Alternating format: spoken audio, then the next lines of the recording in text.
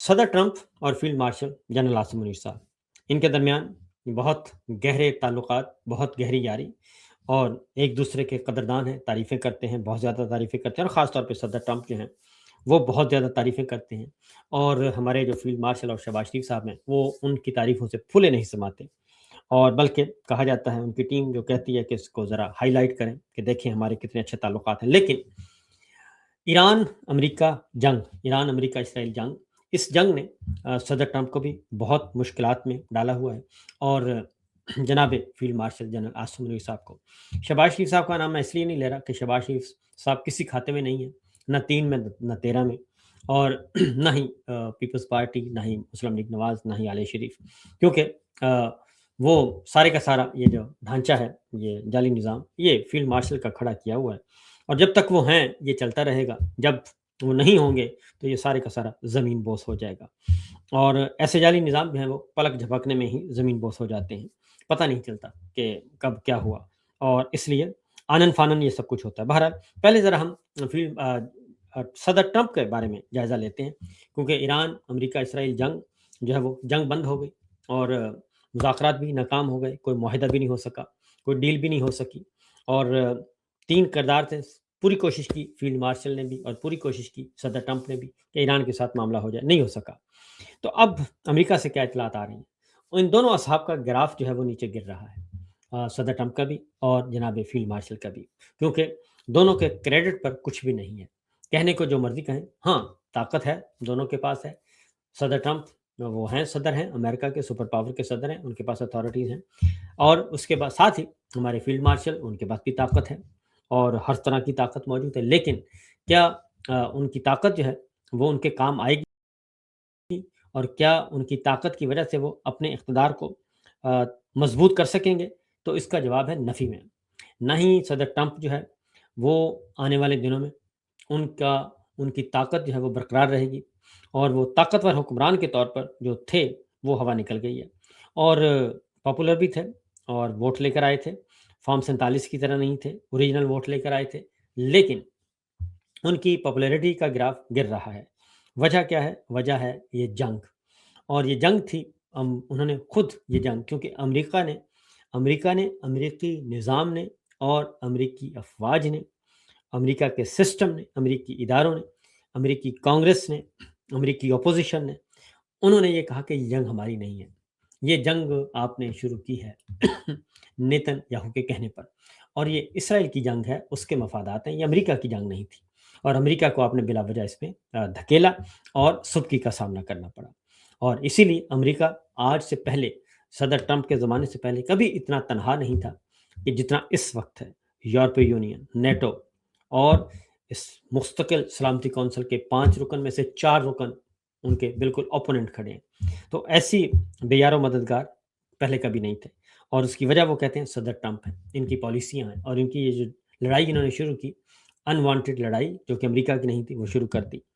اور اس میں آپ سابق صدور کو دیکھ لیں، امریکہ کے سابق صدور، امریکہ کے سابق وزرائے خارجہ کو دیکھ لیں، امریکہ کے سابق CIA سربراہان کو دیکھ لیں، اور جتنے بھی، ان سب نے متفقہ طور پر یہ کہا کہ یہ بلا وجہ کا ہم نے ایک پنگا لیا ہے اور اسے ہمیں اور پھر ملین مارچ بھی ہوئے اور 8 ملین لوگ جو ہیں وہ ایک دن میں نکلے امریکہ میں، تو اب اس کے ذرا مزید سائیڈ افیکٹس، آفٹر شاکس آ رہے ہیں۔ امریکی کی جریدہ ہے دی اٹلانٹک کی، امریکی جریدہ ہے اٹلانٹک کی رپورٹ ہے کہ ایران جنگ سے متعلق امریکی قیادت میں اختلافات ہیں اور اس میں پینٹاگون ایران جنگ سے متعلق صدر ٹرمپ کو زمینی حقیقت سے آگاہ نہیں کر رہا، یہ امریکی جریدہ کہہ رہا ہے، امریکی کہہ رہا ہے، اور وہ کہتے ہیں کہ نائب صدر جے ڈی وینس امریکی ہتھیاروں میں کمی سے پریشان ہیں اور جے ڈی وینس نے بند کمرہ اجلاسوں میں وزارت جنگ کے کردار پر سوالیہ نشان اٹھائے اور سوالات اٹھائے، اور جے ڈی وینس نے کئی بار وزیر جنگ سے ایران جنگ سے متعلق معلومات کی تصدیق کرنا چاہی، اور لیکن وینس ہمیشہ کی جنگوں سے خود کو دور کر کے سیاسی مستقبل بچانا چاہتے ہیں، کیونکہ جو جے ڈی وینس کی، کیونکہ اس وقت میں آپ کو بتا دوں کہ جے ڈی وینس ہے نائب صدر اور وہ اپنے آپ کو ایک پرامن پیس کے طور پہ پیس میکر کے طور پہ وہ اپنے آپ کو ثابت کرنا چاہتے ہیں، کیونکہ اگلی جو ہے اگلا الیکشن جو ہے وہ ریپبلکن کے امیدوار 2 ہو سکتے ہیں۔ مارکو روبیو کوشش کر رہے ہیں، امریکی وزیر خارجہ، اور دوسرے جے ڈی وینس کوشش کر رہے ہیں کہ یہ آئیں، اور اگر اس دوران صدر ٹرمپ کا مواخذہ ہوتا ہے اور صدر ٹرمپ کو ہٹانا پڑتا ہے، تو ایسی صورت میں بھی جے ڈی وینس جو ہیں وہ سروائیور کے طور پہ موجود ہیں اور وہ پریزیڈنٹ ہوں گے۔ یہ جو ایران امریکہ جنگ، اس سے مہنگائی کا جو طوفان آیا ہوا ہے وہ میں آپ کو بتا دوں تو آپ حیران اور پریشان ہوں گے کہ کیا سلسلہ ہے۔ وجہ یہ ہے کہ آ، اس کا سب سے پہلا نتیجہ یہ نکلا کہ لوڈ شیڈنگ، اس وقت بھی جب ہم بات کر رہے ہیں تو لوڈ شیڈنگ جو ہے وہ 10 12 12 14 14 گھنٹے لوڈ شیڈنگ ہو رہی ہے۔ مجھے پیغام آتے ہیں آپ لوگوں کے کہ جب میں پروگرام کرتا ہوں آپ کے یہاں پہ میسیج بھی پڑے ہوتے ہیں، مجھے ڈائریکٹ بھی میسیج آتے ہیں کہ صابر بھائی آپ ذرا لوڈ شیڈنگ پہ بات کریں، عوام کے مسائل پہ بات کریں۔ تو لوڈ شیڈنگ جو ہے وہ اس نے تباہی کی ہوئی ہے، کیونکہ گرمی بہت زیادہ ہے اور ضرورت بجلی کی زیادہ ہے، اور بجلی ہے نہیں۔ اس کی وجہ یہ ہے کہ آپ کا ایل این جی، آپ کی گیس، آپ کے پیٹرولیم فیول یہ نہیں آ رہا، پن بجلی آپ کی پیدا نہیں ہو رہی، 5 10 7 ہزار میگا واٹ کا جو ہے وہ شارٹ فال آ رہا ہے، اور کھپت زیادہ ہے، پیداوار کم ہے۔ آئی پی پیز والے ان کے اپنے نخرے ہیں، تو یہ سب کچھ ہو رہا ہے۔ تو اس کے ساتھ ساتھ آگے پھر ایک تو عام آدمی متاثر عام آدمی سے لے کے سب متاثر ہو رہے ہیں۔ پھر یہ کہ جو کسان ہے آپ کا 70% 65% جو ہے پاکستانی عوام، پاکستان کا وہ زراعت کے شعبے سے منسلک ہے۔ گندم کی کٹائی چل رہی ہے، گندم نکل رہی ہے، کپاس میں ہونا ہے، تھریشر چلنا ہے، بجلی چاہیے، وہ بجلی نہیں ہے، پانی چاہیے، پانی نہیں ہے، نہریں بند کی ہوئی ہیں، نہروں میں پانی نہیں ہے، اور ادھر سے نہروں کی ناکہ بندی، ادھر سے لوڈ شیڈنگ، اور اگلی فصل جو ہے وہ بجائی نہیں ہو رہی، پچھلی جو ہے وہ گندم کی فصل جو ہے وہ مکمل نہیں ہو رہی، اس کی دانے نکلنے ہوتے ہیں، تھریشر چلنا ہوتا ہے، سارا کچھ کرنا ہوتا ہے۔ اس کے بعد اگلا مرحلہ جو ہے وہ ہے کہ گندم کا خریدار کوئی نہیں ہے، اور کسانوں کا وہ اونے پونے داموں خریدنا چاہتے ہیں۔ سرکاری قیمت ہے 3500 روپے من، لیکن 3500 روپے من مخصوص لوگوں سے خریدی جا رہی ہے، مخصوص کمپنیوں جو فرنٹ مین ہیں ان سے خریدی جاتی ہے، کسان کو وہ پیسے نہیں مل رہے، اور 65% آبادی پاکستان کی جو ہے وہ اس وقت گندم اور لوڈ شیڈنگ یہ 2 وجہ سے آپ کے ہو گئی ہے۔ اس کا سارا ملبہ کس پہ گرتا ہے؟ وہ فیلڈ مارشل پہ گرتا ہے، کیونکہ فیلڈ مارشل کا یہ نظام حکومت چل رہا ہے، اور یہ ہے صورتحال آپ کی۔ اس کے بعد اب انڈیا میں اب یہ ایک آیا ہے کہ انڈیا میں اوسط آمدنی 1,72,000 ہے، اور بجلی کا فی یونٹ ریٹ 2 روپے 30 پیسے ہے، 2 روپے 30 پیسے، اور بنگلہ دیش میں 45,000 آمدنی ہے فی کا، اور یونٹ 2 روپے 25 پیسے ہے۔ 2 روپے 30 پیسے انڈیا میں یونٹ ہے، 2 روپے 25 پیسے بنگلہ دیش میں یونٹ ہے۔ افغانستان میں اوسطاً آمدنی ہے 9,900، اور وہاں پہ بجلی ہے 11 روپے 70 پیسے فی یونٹ۔ پاکستان میں 37,200 اوسط آمدنی ہے، اور بجلی کا یونٹ ہے 53 روپے 20 پیسے، یعنی انڈیا کی قیمت بھی ملا لیں، بنگلہ دیش کی بھی ملا لیں، افغانستان کی بھی ملا لیں، 2 4 اور ملکوں بھی ملا لیں، پھر بھی 53 روپے 20 پیسے یونٹ ہے بجلی کا، اور بجلی ہے بھی نہیں۔ یہ پاکستان کے حالات و واقعات یہ اس حکومت کے ہیں جی۔ اور اس کے بعد کسانوں سے جی میں آپ کو بتا رہا ہوں کہ اس میں جو ہے پرائیویٹ کمپنیاں، میں آپ کو گندم کا بتا دوں خاص طور پہ پنجاب کے حوالے سے، پرائیویٹ کمپنیاں انہوں نے کر دی ہیں آگے کہ پرائیویٹ کمپنیاں کسانوں سے گندم خریدیں گی، پرائیویٹ کمپنیوں سے خریدے ہی گورنمنٹ۔ اب پرائیویٹ کمپنیاں کیا کر رہی ہیں؟ کسانوں سے لے رہی ہیں 2200 روپے من، 2300، 2400، 2500، یہ کسانوں۔ سرکاری ریٹ کتنا ہے؟ 3500 روپے۔ کسانوں سے گورنمنٹ خود نہیں خرید رہی، نہ فوڈ والے خرید رہے ہیں، نہ پاسکو والے خرید رہے ہیں، صوبائی محکمہ نہ وفاقی محکمہ، وہ خود نہیں خرید رہے۔ وہ کہتے کسانوں کو لفٹ ہی نہیں کرا رہے، اور اگر کوئی تگڑے ہیں ایم این اے، ایم پی یا وزیر جو ہیں مسلم لیگ نواز کے، وہ تو اکوموڈیٹ ہو جائیں تو ہو جائیں، ادروائز عام کسان سے گورنمنٹ خرید نہیں رہی۔ وہی گندم جس کا سرکاری ریٹ 3,500 روپے فی من ہے، وہ کسانوں سے 2200، 2400، 2500 روپے کمپنیاں خرید کے، وہی حکومت ان سے خرید رہی ہے 3500 روپے من۔ یہ ایک ہو رہا ہے بڑا ڈاکہ، اربوں کا نہیں خربوں کا ڈاکہ ہے یہ، اربوں ڈالر کا ہے، اربوں روپے کا بھی نہیں، یہ ایک چل رہا ہے۔ اور اس میں پرائیویٹ کمپنیوں کو مفت سرکاری گودام دیے جا رہے ہیں، باردانہ دیا جا رہا ہے، اور ساتھ ساتھ ان کو پیسے بھی، بینک لون بھی دے رہا ہے۔ تو یہ ایک بہت بڑا کسانوں کے ساتھ زیادتی ہو رہی ہے۔ تو گالی کس کو پڑ رہی ہے اور کسان کس کو کہہ رہے ہیں سب کچھ برا بھلا؟ عوام کس وہ کہہ رہے ہیں فیلڈ مارشل کو، شہباز شریف اور مریم کو کچھ نہیں کہتے، کیونکہ وہ کہتے ہیں یہ تو فارم 47 والے ہیں، لانے والے یہ ہیں۔ تو یہ جنرل عاصم منیر صاحب کا